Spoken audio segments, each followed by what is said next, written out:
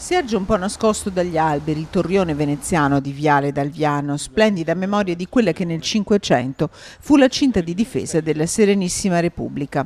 Ben conservato, nonostante l'incuria, monumento unico in tutto il Veneto, con i liberi pensatori Rete Veneta ha lanciato un'operazione di valorizzazione chiedendo ai cittadini attraverso un questionario prima online, poi cartaceo, cosa potrebbe diventare.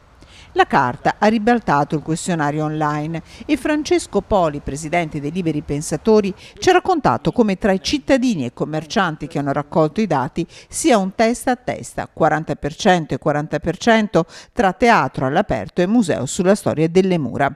Sulla valorizzazione del torrione tutti sono d'accordo. Io sono d'accordo, è una struttura interessante che andrebbe non solo ristrutturata ma anche valorizzata e poi portata all'uso della cittadinanza, quindi sicuramente è una cosa positiva. Un museo o un bel teatro all'aperto? Lei cosa ci vedrebbe meglio? Teatri non ce n'è mai abbastanza dal mio punto di vista, quindi un bel teatro all'aperto sarebbe una cosa molto bella. I clienti sono quasi tutti d'accordo di fare un museo, perché è una cosa più tranquilla, qui non c'è tanto spazio, no? Dove vanno a parcheggiare? Sicché vanno in giro, parcheggiano la macchina e entrano a guardare. Loro avrebbero piacere che venisse usufruito lo spazio per qualche attività, per qualcosa di utile, piuttosto di lasciarlo lì un po' dimenticato come parchetto che poi viene usato e anche no, insomma, viene sfruttato.